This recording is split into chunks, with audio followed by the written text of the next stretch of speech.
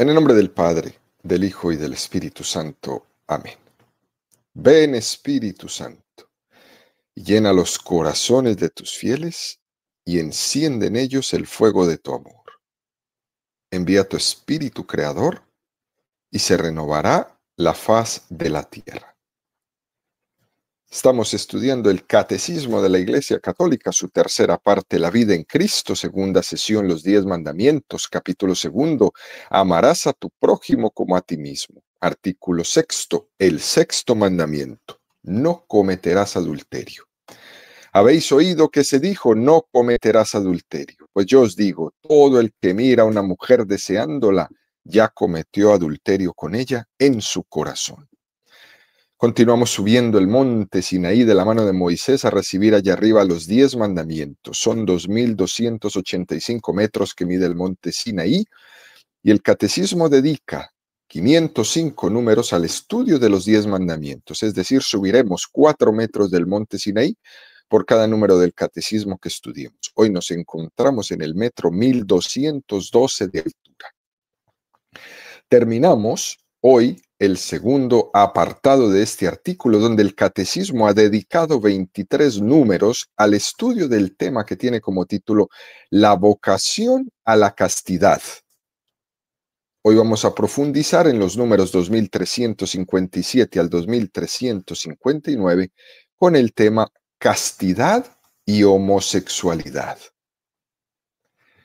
Es muy significativo, queridos amigos, que el catecismo haya querido hacer un apartado específico para el tema de la homosexualidad. Fíjese que no lo tiene encuadrado en el tema de las ofensas a la castidad como tal, como las que hemos visto.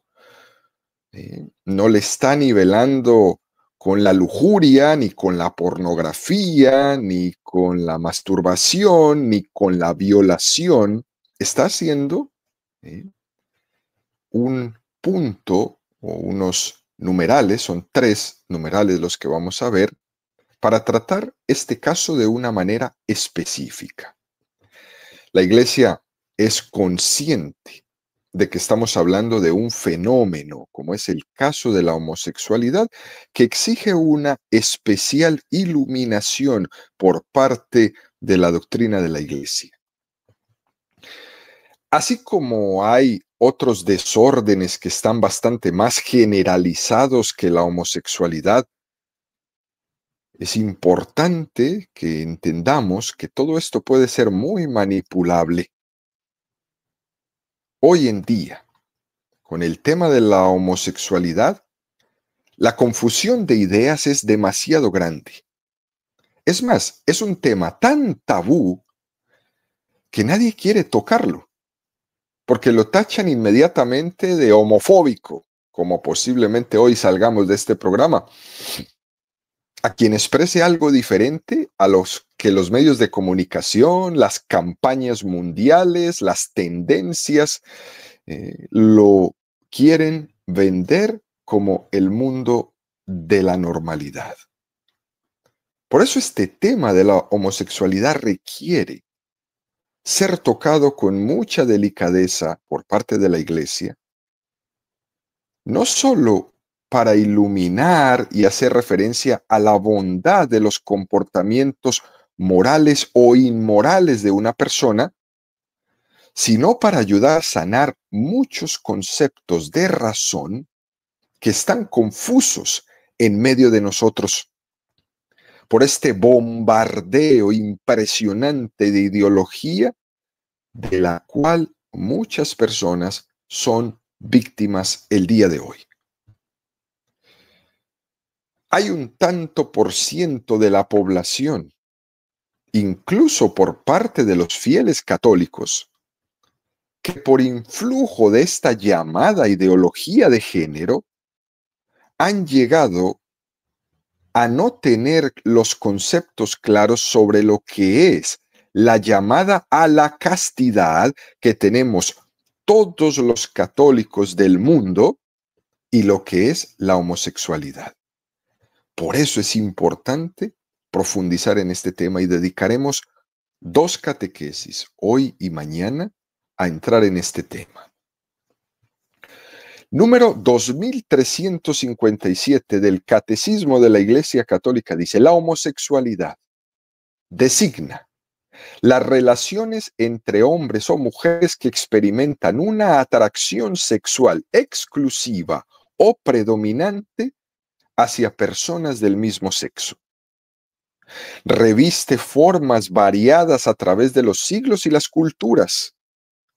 Su origen psíquico permanece en gran medida inexplicado, apoyándose en la Sagrada Escritura, que los presenta como depravaciones graves. La tradición ha declarado siempre que los actos homosexuales son intrínsecamente desordenados, son contrarios a la ley natural, cierran el acto sexual al don de la vida, no proceden de una verdadera complementariedad afectiva y sexual, no pueden recibir aprobación en ningún caso. Esto es un número impresionante que hay que leerlo con delicadeza, porque aquí ya en solo la primera lectura podemos malinterpretar algo que la Iglesia ha dicho. Fíjense, queridos amigos.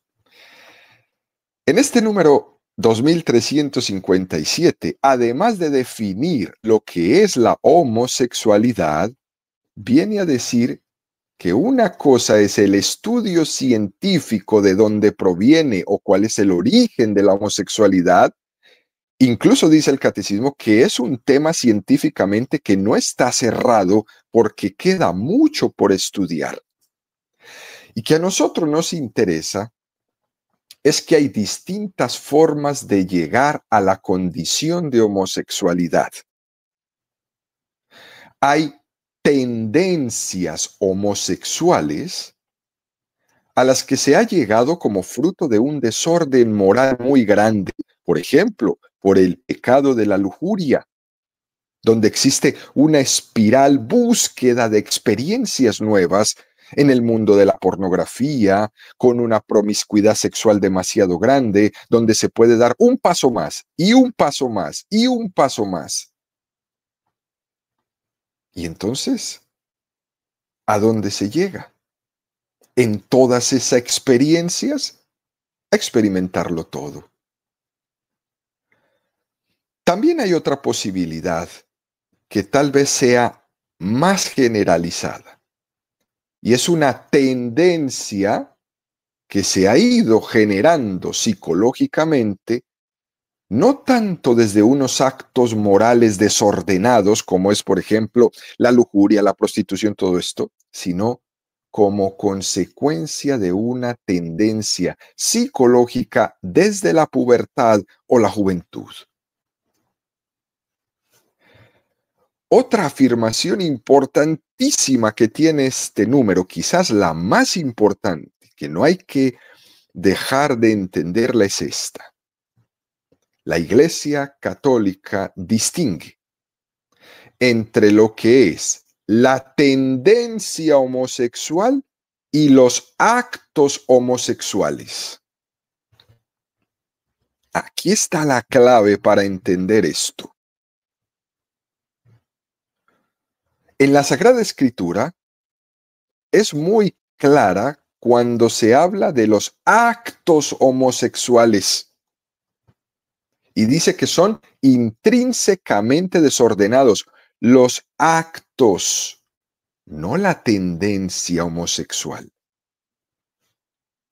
Porque los actos homosexuales están en clara distinción de la contradicción a la ley natural, de la contradicción a la vocación para la que Dios ha creado la sexualidad y que hemos hablado tantísimas veces de ella, para procrear. Por tanto, hay una diferencia sustancial entre lo que es una persona que tenga una tendencia homosexual que puede ser trabajada y los actos homosexuales que son pecado. como también es pecado las relaciones sexuales entre los novios, como ya hemos hablado, como también es pecado la prostitución, como también es pecado la violación, todo esto. También los actos homosexuales. Ahora, damos un paso más. Y dice el Catecismo en el número 2358. Un número apreciable de hombres y mujeres presentan tendencias homosexuales profundamente arraigadas. Esta inclinación objetivamente desordenada constituye para la mayoría de ellos una auténtica prueba. Deben ser acogidos con respeto, compasión y delicadeza. Se evitará respecto a ellos todo signo de discriminación injusta. Estas personas están llamadas a realizar la voluntad de Dios en su vida y, si son cristianas, a unir al sacrificio de la cruz del Señor las dificultades que puedan encontrar a causa de su condición. Este es un número impresionante. ¿De dónde sacan que la iglesia es homofóbica? Cuando hay una expresión tan hermosa como esta, deben ser acogidos con respeto, compasión y delicadeza. Se evitará respecto a ellos todo signo de discriminación injusta. Qué manera de hablar el catecismo, tan bella, tan directa. Porque está hablando aquí que la iglesia es una madre y que conoce a las personas. Sabe que un tanto por ciento muy elevado de esas personas que tienen una condición homosexual la experimentan como una gran prueba, como una gran cruz. Eso lo sabemos todos los que atendemos personas. Los que hemos compartido muchas horas de nuestra vida con personas con tendencias homosexuales. Los que hemos sido sus consejeros, sus psicólogos, los señores sacerdotes en el acompañamiento espiritual, en la confesión. Nosotros sabemos muy bien que es totalmente distinta la experiencia real y personal de la mayoría de las personas homosexuales de lo que se vende por ahí en la calle, que es esa cultura de reivindicación del orgullo, no sé qué, de ciertos alardes, de desfiles de alegría, de ruido, de imposición de una mentira mediática, como es la campaña donde se utilizan a estos hombres y a estas mujeres con fines lucrativos. La realidad es que la gran mayoría de estas personas con una tendencia homosexual padecen esa condición. Y no es que sea una condición alternativa, y muchos de ellos no es que se sientan orgullosos, sino que saben que esa tendencia homosexual está ligada a sufrimientos muy grandes, a heridas afectivas que han podido padecer en el seno de su familia o por la falta de identificación de una figura paterna o de una figura materna, o por carencias afectivas o por amistades negativas, etcétera, etcétera, etcétera.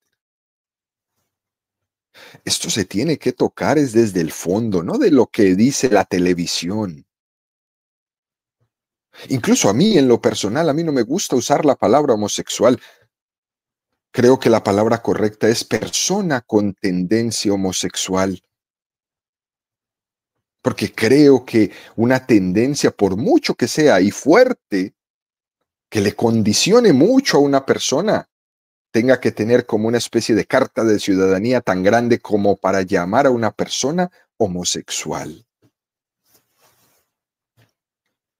Un porcentaje muy grande de las personas con tendencia homosexual que conozco, puedo decir que padecen o sufren esa tendencia homosexual englobada en un contexto de heridas afectivas que han padecido desde su pubertad, desde su primera juventud, y que todo ha derivado en una serie de problemas, y dentro de los cuales también hay una derivada de tendencia homosexual con mayor o menor incidencia.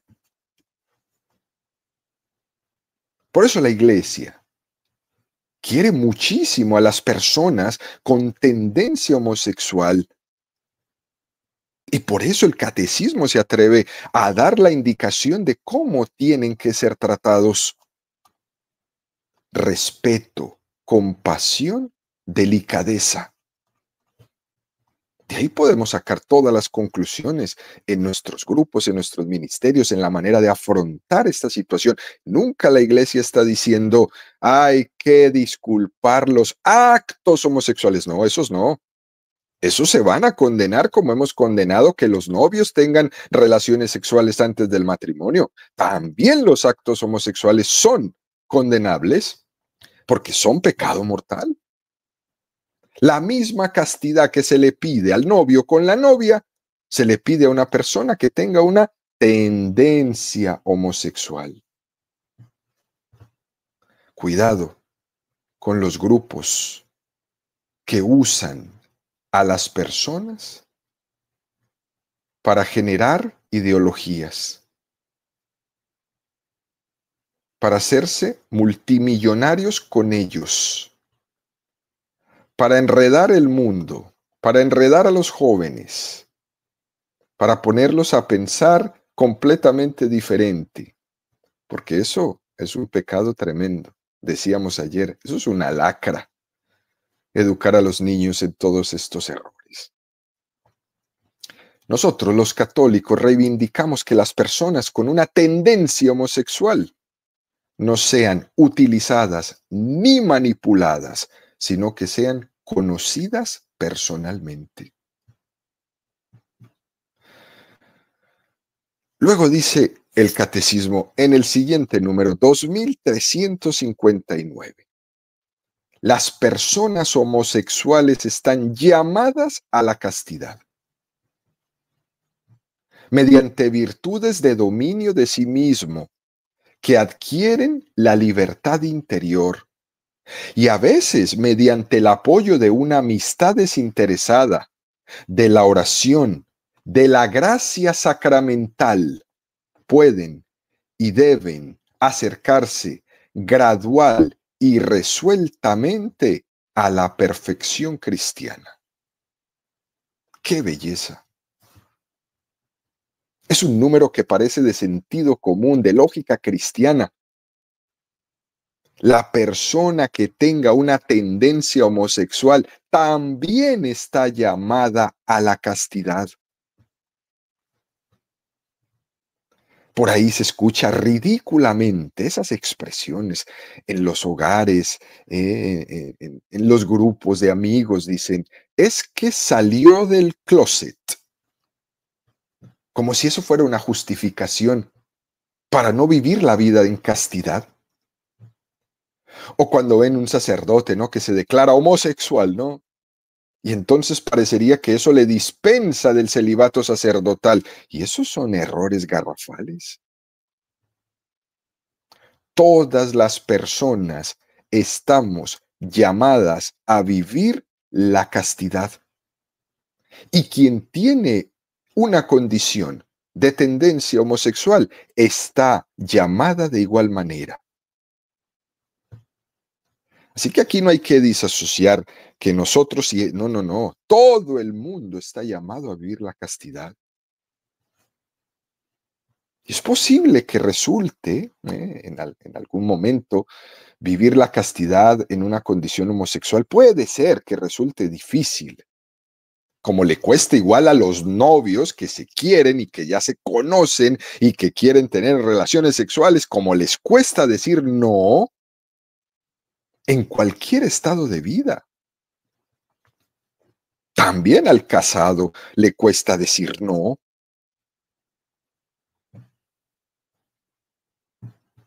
Por eso precisamente tendrá que recurrir con frecuencia a los medios de la gracia. Oiga, qué cosa tan bonita. La confesión sacramental, el apoyo de una amistad desinteresada, una vida de oración constante, donde uno pueda acercarse gradualmente a la perfección cristiana. Pero es que esto se le pide a todo el mundo, porque todos estamos llamados a ser santos, todos. Cristo tiene una historia de amor con cada uno de nosotros. Y esto es hermoso verlo y descubrirlo. Por eso todo lo que se habla de que la iglesia está contra los homosexuales y esto y lo otro, no han leído estos 3 números del catecismo nunca.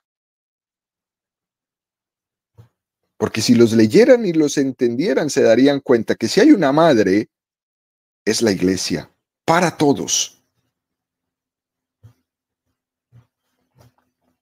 Recuérdelo bien, los catequistas que me están escuchando, que le tienen pavor a tocar estos temas, hay que leer el catecismo para poder entender cómo piensa la iglesia y no dejarnos llevar de las tendencias de uno y del otro y los comentarios de uno y de otro. Es lo que dice el catecismo concretamente, lo que la iglesia piensa.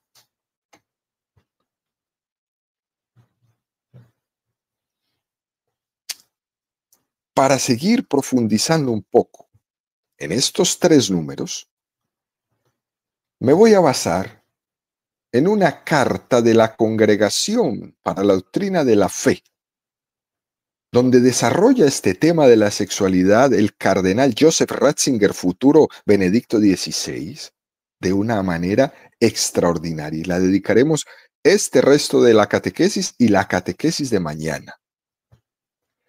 Esta carta está dedicada a los obispos de la Iglesia Católica sobre la atención pastoral a las personas con tendencia homosexual. Y fue escrita en 1986. Y da las pautas para tratar pastoralmente.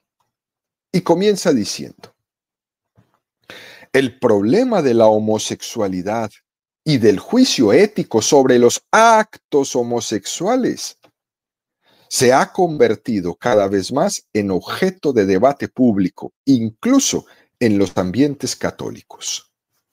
Hay que decir que una perspectiva moral católica, lógicamente, se basa en la revelación y en la tradición de la Iglesia para iluminar la comprensión de la moral cristiana y específicamente también de la homosexualidad. Pero eso no quiere decir que no nos apoyemos de los datos que nos aportan las ciencias humanas como la psicología, la sociología, la medicina, etcétera, etcétera. Se trata de un problema que concierta, de alguna manera, muy importante a la pastoral de la iglesia. Porque a la iglesia se le ha encomendado pastorear a todos sus hijos. Y todos somos conscientes de que la sexualidad es parte integrante de la persona y de su vocación al amor y a la realización personal. Hoy han logrado divorciar el sexo del amor. Eso ya lo hemos comentado en muchas catequesis. Y por eso creen que la iglesia no tiene que meterse en estos temas. Pero hay que meterse, y de fondo. Fíjense, queridos amigos, ya en el año de 1975, la iglesia había promulgado una carta sobre las cuestiones de ética asexual, donde se habló del tema de la homosexualidad. Y allí se distinguió esto que hoy el catecismo nos ha dicho de una manera contundente: lo que es tendencia homosexual y actos homosexuales. 1975. Eso no fue ayer. Yo ni había nacido.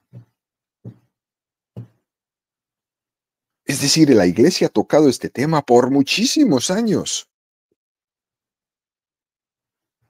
Por eso es importante profundizar en esto, la diferencia entre tendencia homosexual y actos homosexuales. Cada uno tiene que responder por sus actos. Y la tendencia se puede trabajar con los medios que la iglesia nos propone. La confesión, la oración, las amistades sanas, la gracia, el ideal de la santidad. Pero en los actos homosexuales, cada uno tiene que responder de sus actos. Porque los actos homosexuales son intrínsecamente desordenados. ¿Cómo es desordenada la lujuria? ¿Cómo es desordenada la prostitución? ¿Cómo es desordenada la pornografía? Etcétera, etcétera. Continúa esta carta de la Congregación de la Doctrina de la Fe. No nos equivoquemos. No pretendamos decir con esto la distinción entre acto y tendencia, que los actos sean desordenados y que la tendencia sea perfectamente buena. Eso no se podría decir. Es posible que alguien no sea culpable de que tenga esa tendencia homosexual. Pero no se puede calificar de buena por tener una inclinación hacia unos actos, aunque no llegue a cometerlos. No se puede calificar de tendencia buena. Sin embargo, en la discusión que siguió a la publicación de la declaración esta que estamos leyendo, se propusieron unas interpretaciones excesivamente benévolas de la condición homosexual misma, hasta el punto que alguno se atrevió incluso a difundirla indiferente o sin más buena. Y es necesario precisar, por el contrario, que la particular inclinación de la persona homosexual, aunque en sí no sea pecado, constituye, sin embargo, una tendencia más o menos fuerte hacia un comportamiento intrínsecamente malo desde el punto de vista moral. Por este motivo, la inclinación misma homosexual debe ser considerada como objetivamente desordenada, pero puede ser trabajable. En definitiva, ¿no? La tendencia homosexual es objetivamente desordenada. Pero de ahí que se diga en esta carta pastoral, quienes se encuentran en esta condición deberían, por tanto, ser objeto de una particular solicitud pastoral, para que no lleguen a caer, para que no crean que la realización concreta de tal tendencia en las relaciones homosexuales es una opción moralmente aceptable. Esto es muy hermoso, queridos amigos, y es muy preciso y muy aclarador. El interés de la iglesia es el de acompañar especialmente a estas personas que tienen una tendencia homosexual y que luchan por no caer en los actos homosexuales. Vuelvo y repito. De la misma manera que los dos novios que se quieren, que se aman, que se adoran, tienen que luchar por no caer en sus actos sexuales antes del matrimonio. El Señor Jesús se acercaba a todo aquel que padecía cualquier estigma. que le aislaba o le separaba de los demás, y los atendía y caminaba con ellos. Y si era preciso curarles, les curaba. Y es lo que la iglesia está diciendo ahora. Y continúa esta carta diciendo, una de las dimensiones esenciales de una auténtica atención pastoral es la identificación de las causas que han creado confusión en relación con la enseñanza de la iglesia. Entre ellas se señala una nueva exégesis de la Sagrada Escritura según la cual la Biblia o no tendría cosa alguna que decir sobre el problema de la homosexualidad o incluso le daría en algún modo una tácita aprobación o en fin, ofrecería unas prescripciones morales tan condicionadas cultural e históricamente que ya no podrían ser aplicadas a la vida contemporánea. Tales opiniones gravemente erróneas y desorientadas requieren por consiguiente una especial vigilancia de todos estos casos extremos. En estos años se ha generado, queridos amigos, una gran confusión, porque algunas personas han utilizado lo que dice la Sagrada Escritura en contra de la homosexualidad, diciendo que pertenece a unos tiempos y unas culturas determinadas que no tienen nada que ver con lo que nosotros vivimos hoy, y otras que dicen todo lo contrario. Es cierto que la literatura bíblica está condicionada por el modelo de pensamiento y de expresión del tiempo en que fue redactada. Sí, eso ya todos lo sabemos. Eso lo reconoce expresamente el Concilio Vaticano II en la Dei Verbum en el número 12. Pero en esta carta también se dice que la Sagrada Escritura no está escrita únicamente para un momento determinado y que está escrita a lo largo de un largo tiempo, miles de años. Pero en el tema de la homosexualidad mantiene una coherencia en cada momento que se ha referido a ella, sobre todo en el tema de la inmoralidad de los actos homosexuales. Ahí la Sagrada Escritura es coherente siempre. Otra cosa importante, queridos amigos, es que la doctrina de la Iglesia no se elabora en base a una frase sacada de contexto. La doctrina de la Iglesia se elabora basada en una continuidad, en un sólido fundamento, en un constante testimonio bíblico. Y por otra parte, también ese constante testimonio en la tradición mantenido a lo largo de los siglos. Existe una teoría, es la teología de la creación, en el libro del Génesis, que nos da un dato fundamental para una comprensión adecuada de esta cuestión de la homosexualidad. La teología de la creación presente en el libro del Génesis suministra el punto de vista fundamental para la comprensión adecuada de los problemas puestos por la homosexualidad. Dios, en su infinita sabiduría y en su amor omnipotente, llama a la existencia a toda la creación como reflejo de su bondad. Crea al hombre a su imagen y semejanza como varón y hembra. Los seres humanos, por consiguiente, son criaturas de Dios llamadas a reflejar en la complementariedad de los sexos la unidad interna del Creador.